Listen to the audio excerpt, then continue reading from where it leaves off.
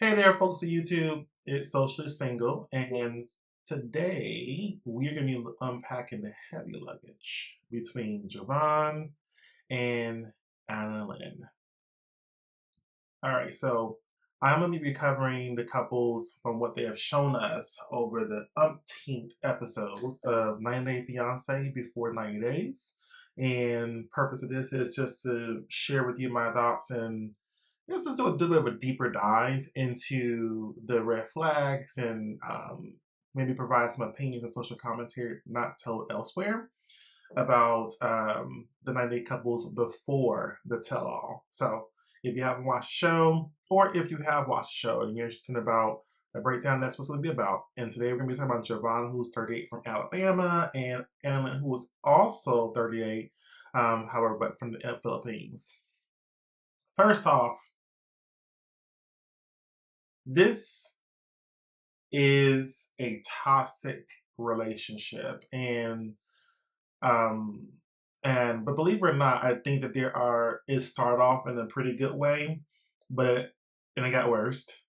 And then I thought that it ended on a really good note, and I'll tell you what I mean about that. So let's talk about just some background of the two. So you got Jovon, he works in a nursing home, and I'm not exactly sure of what his exact title is. He seems to be one of the assistants to kind of help out with the maintenance and the care of the property or the residence itself.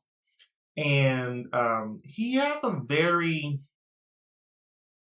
laid back demeanor. He's clear that he likes his job, and he loves what he does, but it doesn't pay him enough money. So right off the rip, when it comes to Jovon, as we're introducing him, we already can tell that there's already I won't call it insecurity at this very moment, but ultimately there are concerns regarding his finances and how he feels like he can contribute and so forth. Now, um, and so of course like I said, he's very laid back, and in my opinion, I'll be very transparent of my thoughts in terms of he kind of exudes a little unmotivation and seems to have a more lazy demeanor. And it's just, how some people, they are not the most expressive. And it's interesting because I think Jovon has a pretty expressive face when he wants to, but his demeanor is just like go with the flow. But he's not good at setting the tone of that he's trying to exude. So he kind of comes up in a lot of ways which he just doesn't care, you know, in my opinion. He has three siblings, if I'm not mistaken, two brothers and a sister. We don't meet his parents or any other family members. And we only meet his brothers one time. We only see his sister one time, though he talks to her one time from what we saw, if I remember, on the camera at least, while he's in the Philippines. Now, as we kind of shift over a little bit, Annalyn, who's also 30 years old, who lives in the Philippines, of course, and she is definitely a spicy person, has a really feisty personality, and she's very expressive, likes to talk, and just has a little bit more, well, I won't say a little bit, she's just a bit more lively than what Jovon has presented himself to be. We don't really get to meet any of Annalyn's friends. Like we don't kind of see her hanging with her girlfriends. We don't see her hang out with any of the members of her family, and then she lives. Her mom lives with her, and of course that's all we kind of get from her. She claims that, which I shouldn't say claims. She says she has a master degree in mass communication, and she was working and doing fine for herself, but she decided to leave her job because she wanted to match Jovon's sleep schedule.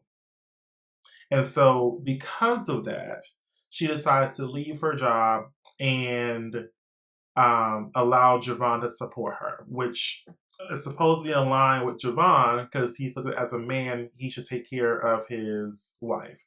And yes, these two are married. They've been together for over 7 years, and they got married online, but have never met. until now. And I don't understand. It's nothing new. We all know this. Otherwise, the show wouldn't exist. But it's nothing. It's interesting to me. Of at what point did we get to the point of I've never met you, have met you in person, and we're not in positions to where we could never meet. Like there's no passports, or somebody's in jail, or is physically incapacitated in some fashion to where it's just not feasible. That's not where it is. What I wish I understood a little bit more as to what led to the point of deciding that we're going to get married online versus actually meeting. And the answer to that apparently was to allow Jovon way into the Philippines in order to visit her. That's what we're told. I'm not, as many people have been to the Philippines, not sure what part she's in because I don't know nothing about nothing in the Philippines. It just seems to me from previous seasons of the show, people were able to visit without having to get married online. But I digress. I digress. That's what we were told, and that's what I'll go with. Alrighty, so Jovon apparently sends her about a little $500 to $600 plus a month to support her, and he's definitely someone, like I told you earlier, who's a bit financially conscious about things. But he then has the nerve to say that, well, I could have visited her earlier if I wasn't having to send her money. But I think that as a man, I should take care of her. I question his motive at that point. Like, do you get off with knowing that this person in somewhere else is depending on you for support? Like, is that your motivation for being in a relationship?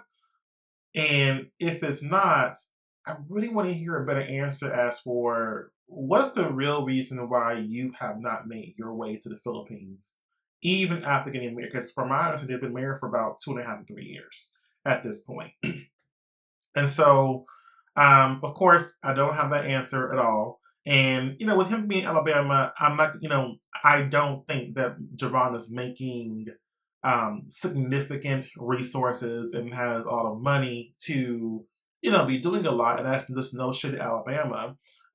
It's just that I didn't see any evidence of where he could be bringing in, well above the medium income to have to be able to, how do you say, maybe fly to the Philippines whenever he wanted to meet his wife. Maybe that's the case. I'm not sure.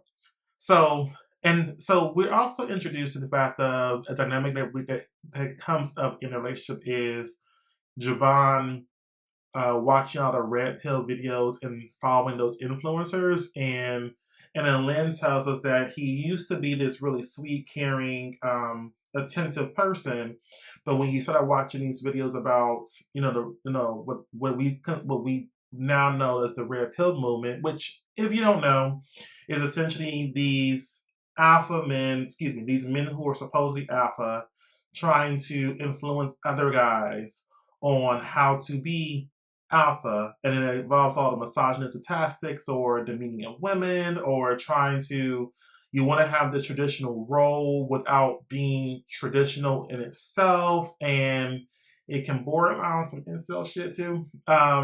But it's supposed to be a way to teach men to be men, essentially, and in all the worst ways possible of what they believe is a man that I truly most part don't agree with.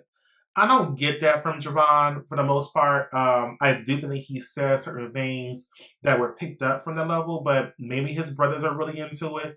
From what we've seen the brothers, it didn't seem that was the advice that they were giving him was along the red pill lines. I don't know.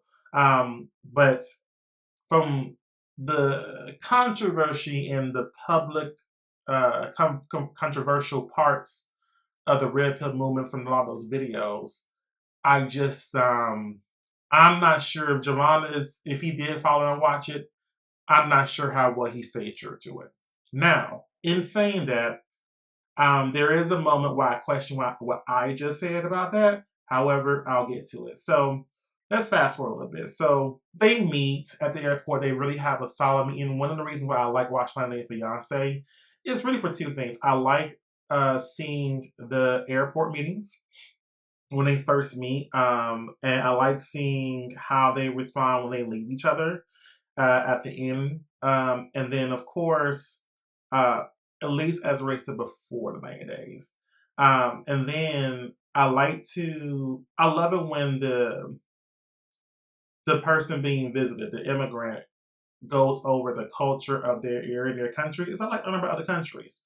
I don't have a chance to travel as much as I would like to at this point, and so I like being able to see, how they describe their country from their perspective, of course, and and sharing that with the viewers because, of course, it is a TV show, right? And it's supposed to be. And 90 Day Fiance has always been what they classify as some form of documentary, quote unquote, in a sense, versus just pure reality TV, which we have our own opinions about that, but that's how they see it. So they meet and they have a really good meeting. They're intimate their first night, for finally consummate. And one of the things that Anna has set up was them having their honeymoon, which they, of course, had never had first before Jovon goes back into her regular life and then stays out sometime there and meets her mom. And so they have a good meeting. They have a good start. They both seem to be pretty excited about seeing each other. Like I said, she's very expressive, and Jovon isn't. And when you're bringing in those two different dynamics, the reality is, people say opposites attracts. I used to not believe that that was not the case. But now that I'm older, I can see how opposite attracts. But the key part of after the attraction is there, opposites have to really try to find ways to compromise and accept the ways of quote unquote who they consider to be opposite. If you are someone who's a homebody and you're dating someone who's an extrovert and wants to party all the time, there could be some discourse about that. Unless there's a situation where, hey, I'm okay with you going to do you out, come home to me when you finish, and I'm good that I have my time alone while you're doing that. There's definitely ways in which it works, for sure, but it definitely means that there has to be a certain acceptance and compromise, and if we're being frank, security within oneself to be able to live with someone who may not exactly do everything that you do, right? And you just have to be okay with that. And so I think that I bring that point up because one thing I've noticed with Annalyn is, um, if you haven't known, I think Annalyn is Annalyn has a little bit too much spice, and I think that she is expecting certain things that Jovon in her mind should already know. Um, but she hasn't really. I don't know if I've heard her say or heard her define what she's looking for from Jovon in order for her to feel satisfied. Because, and I bring it up because on the second day of the honeymoon, these two are already arguing just over silly stuff, and it was a big deal about the fact of there was a one of their bigger, I guess, issues was Jovon was talking to a friend, and I believe that he had an affair with this friend. When he's having problems with Anna, he talks to his sister or he talks to this friend, and Anna feels insecure about that. In her mind, if you have issues with our relationship, don't talk to nobody but your family. And she herself has also called his sister to complain about their relationship, which I think can be inappropriate, unless there's already an established relationship or connection that will warrant that. Because I do think that when you're in a relationship and you're talking to that person's family member, particularly, or even their friends, I don't know, maybe their family and friends sometimes can be objective about the original connection between the two, like their brother or sister, but they're gonna always most of the time have a loyalty to the other person. So and also, do you really want to be talking to someone like your partner's peoples and them having to have influence into your relationship? Because let's say that it's the opposite, and they don't agree with you, and now they could be speaking ill will into your relationship, right? So I don't think that it's okay to dig deep into it because it can just get messy. And I do agree with Jovon that he just think that she should not be doing that. And with Emily, if she has her own family and her own friends, talk to your friends about that. Talk to your family about that. But in reference to you talking to his sister and all that, it just did not seem like from when we met the sister before Jovon traveled to the Philippines that she was in a space with Annalyn to where, they're like they're friends and they're best friends, and she has Anna's back at that capacity. I just didn't get that vibe. It was very much like, why is your wife calling me? Like, she told me this, but where you at with it? Okay, well, I got your back. It's kind of how I felt overall because I want to be involved, right? And so I think that Anna Lynn, while Jovon has the red pill stuff and has said certain things, I think that she just picks the wrong time to want to discuss like issues. And it's like right now we're like they're out and about, we're getting some ice cream and so on and so forth. And now you want to go into how unromantic he is, or you don't do this, or you did this and I was pissed about this. And it's like, there's just a time and a place to sometimes talk about shit. And I had to learn this honestly in my own relationship. I'm that person of I want to address things head on. I don't do well holding grudges. I don't let it marinate in me to build up. I'm like, I noticed this, so let's talk about this. Oh, I have you in front of me, so you're not working. Let's talk about this right now.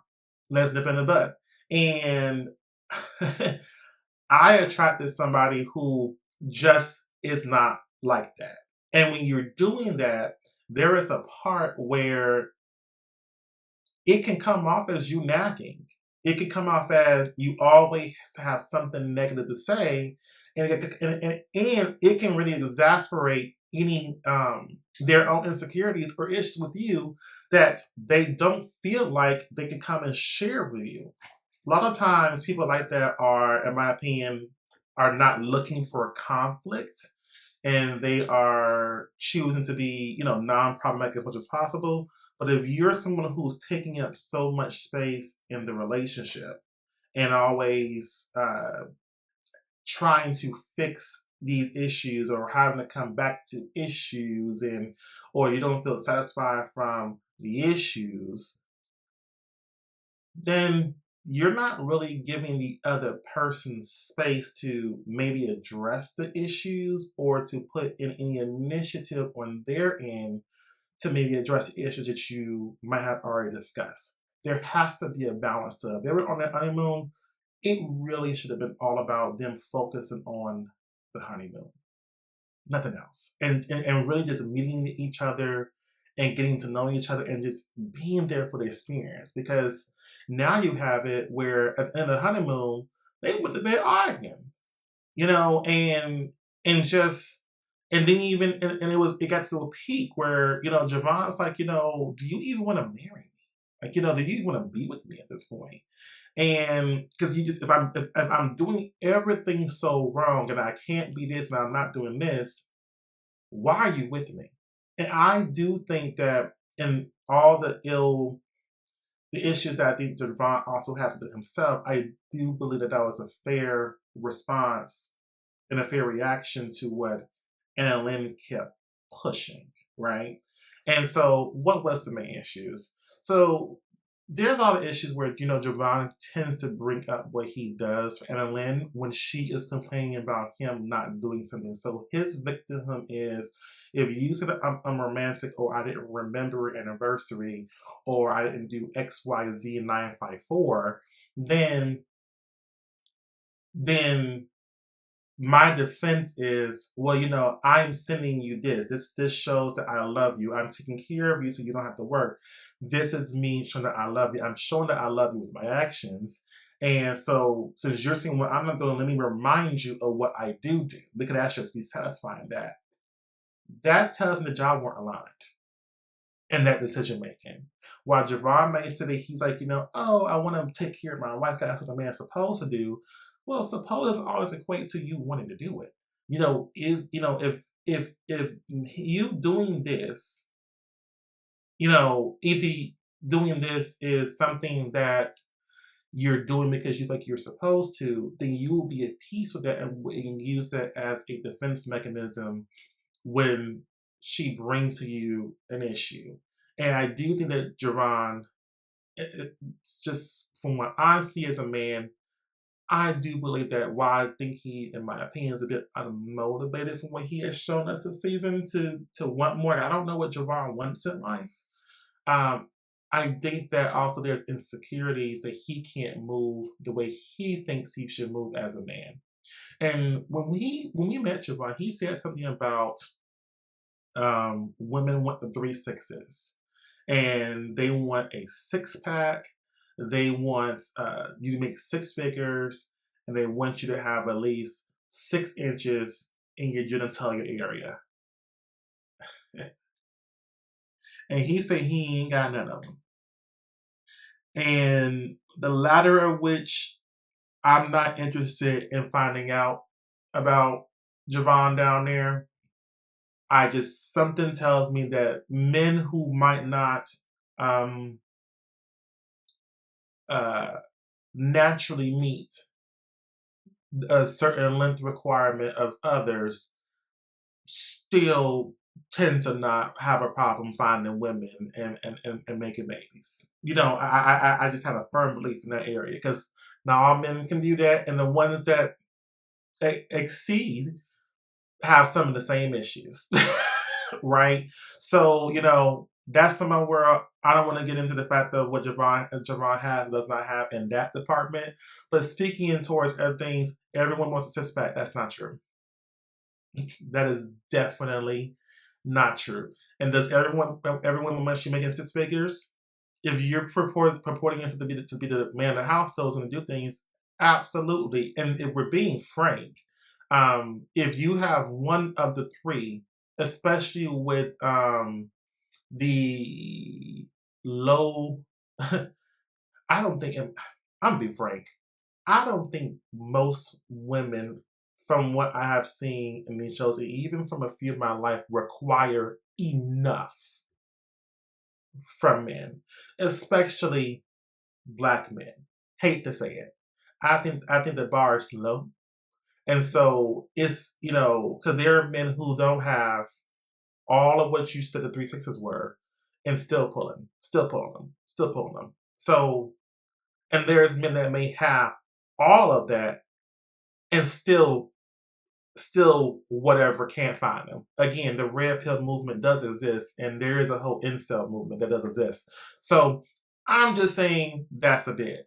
And so we knew from when he mentioned that I can definitely see in Jovon's past that he has been through certain things. Now keep in mind, he's been with Annalyn for 7 years.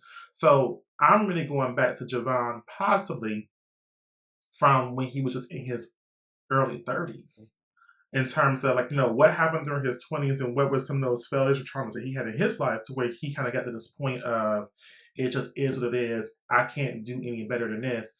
And I always find it especially interesting that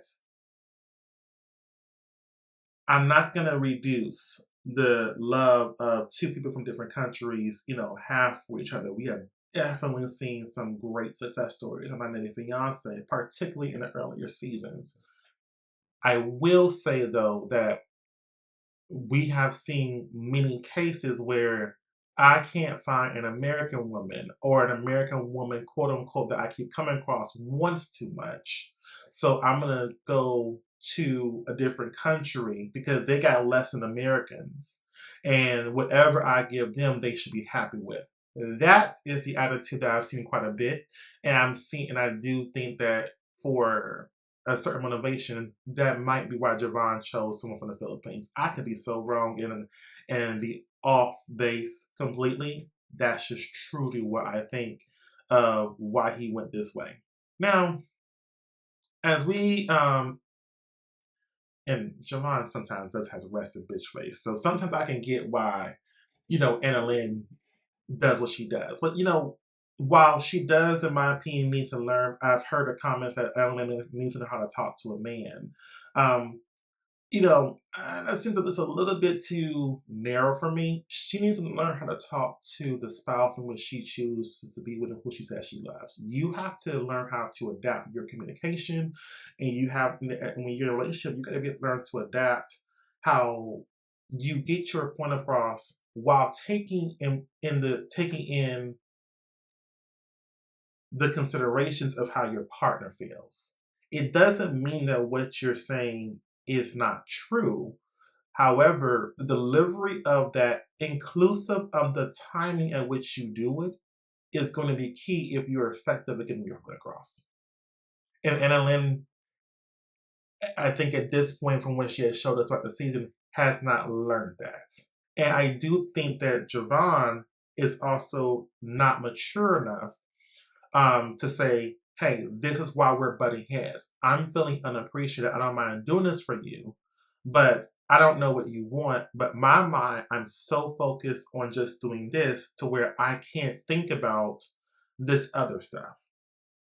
That is a lot of what we have seen with Jovon Anna. If I'm thinking about the whole season and how it's played out and the responses, is a lot about what he hasn't done. Is a lot about how she's not respecting me for what I do, how I am. He feels underappreciated. She doesn't see seen, and reality is Anna doesn't have enough distractions. She doesn't. If she's truly not working, and he's sending her money every month, if you don't want him to throw up in your face, then don't make it a reality. Say, you know what, I'm gonna get back to working. I'll catch you when I catch you. We can make a schedule. I can wake up in the morning.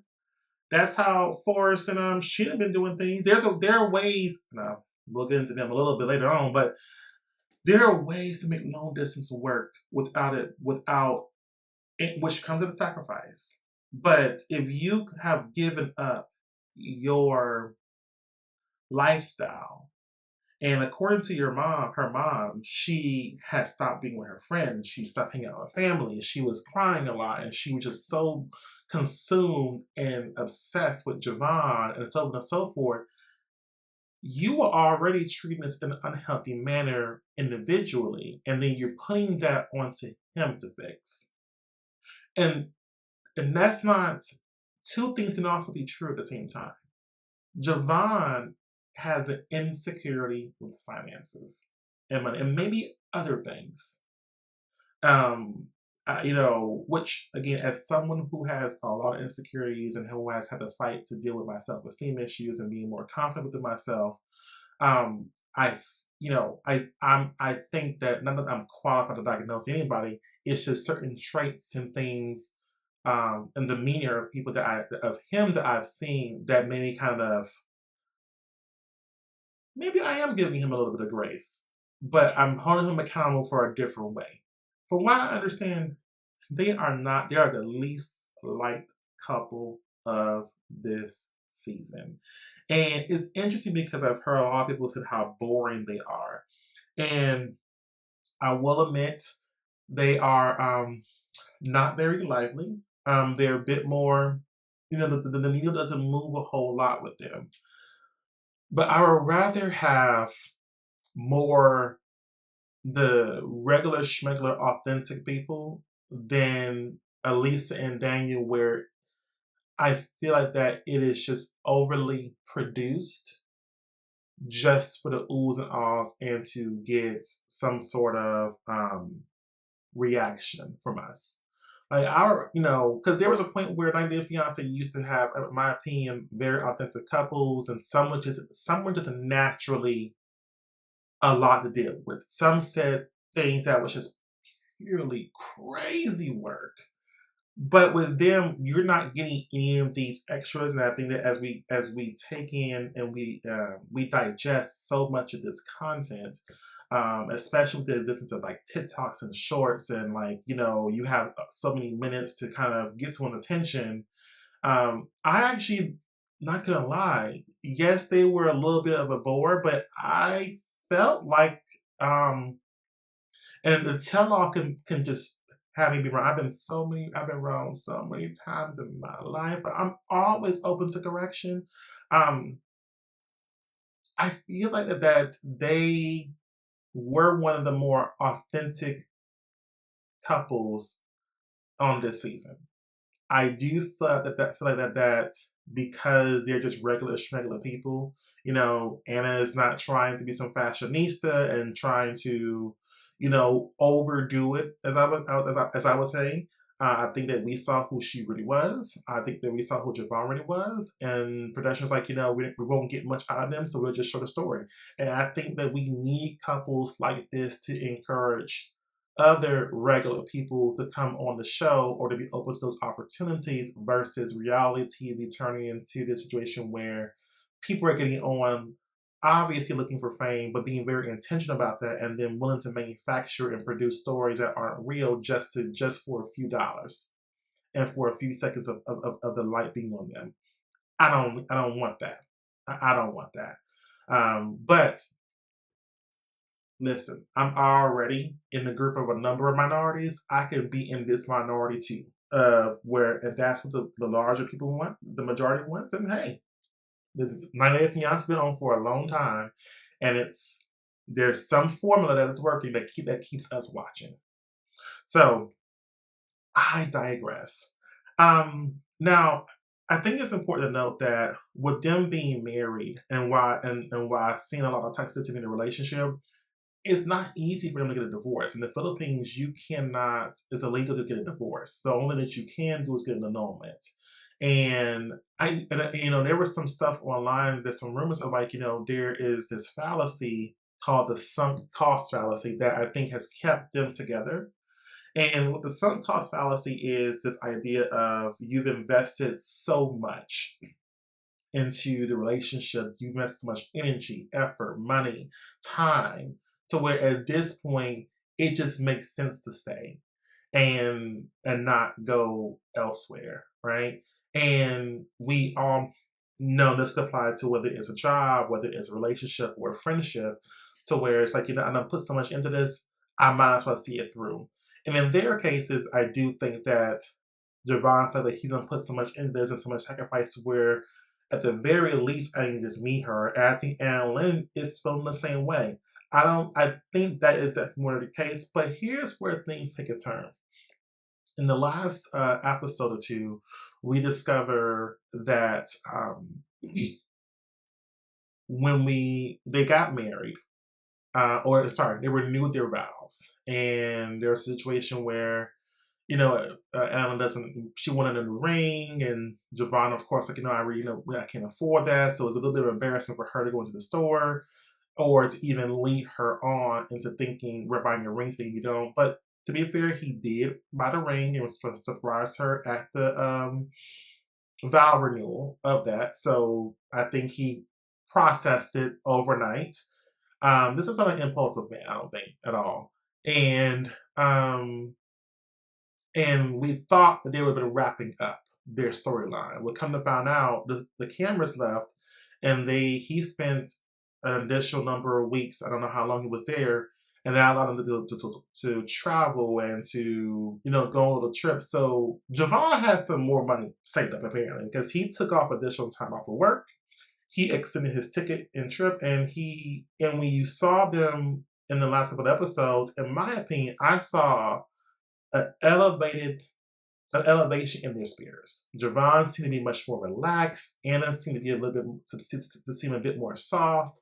And I think that this was a situation where is it possible? Hear me out. Just you give me a lot already. I appreciate you, but just hear me out. Is this a situation where because the cameras were there, that we just wasn't really getting the best of them. And it took not having those cameras there for them to really deal with their issues, which would be regular, right? Like you don't have the third party that you're trying to have to deal with or the schedules or movements or whatever.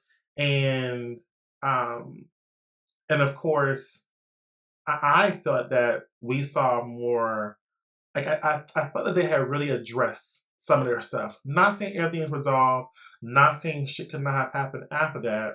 And we found out, Jovon found out near the end of the trip that, Anna is pregnant. He wasn't disgusted. He wasn't against it. He was very excited about that. In the way in which he can show his excitement, and I think that he has the same concerns that I would have, that I've heard other men have, of now there's a baby coming. Do I make enough money? What does life look like? I don't know what that means now. I have to now be a father, and I love that he's scared shitless about whether like, hey, I have to go home and make money, and then I'm making a promise to her mom and her that I'm gonna be back here before the baby is born again. So I don't fully know his financial situation, but I do know that I felt that I was hearing the right things that I always want to hear from someone who's gonna be a father and someone who's at least committed to this relationship, to be there for his kid. Now, there was an earlier scene before Anna was pregnant where Anna asked Jovon, how would you feel if I was pregnant, with us being apart? And he was like, well, if you were pregnant, I would definitely come back here. And Anna today is going to be antagonistic, to use it against him. Well, you'll come back here for your baby, but you won't come back here for me. Wrong time, Annalyn. Wrong time. I can see the point of that, of like, so if I don't get pregnant, you don't give a fuck about me. I can get that concept. However you chose, you gotta, you know, if there's a baby involved, he needs to elevate his behavior, right? And most importantly, now that they're pregnant, I really do hope they begin to have conversations about what does parenting look like. Let me be clear, y'all. I don't have no kids. Kids scare the hell out of me, and I'm an only child. So I didn't really grow up having to care for anyone younger than me to even get that experience. So, I'm very cognizant on the fact of I don't really know what it takes, and one day I hope to find out what it takes. But I definitely can relate to being scared shitless about having kids and all that. So, you know, Jovon Annalyn, I really am wishing the best for them. I'm interested to see how they are going to be at the tell-all. I think if I remember from the teaser that maybe Jovon is actually in the Philippines right now. I don't see him moving there. Maybe it changed to where it turns the other day. I do think that, it'd be better if he came over. I don't know. I look forward to seeing more of their story. I know that they were not the most liked people of the season, but I do think that they were one of the more authentic people of the season. And I think that this is an example of when you don't, they are both examples when you don't handle your trauma and, your own insecurities. It comes out in ways in which that can make your life a bit more complex and unnecessary. So, all right, y'all. I would love for y'all to hit that like button, subscribe, and of course, stay socially single, and I'll catch you next review.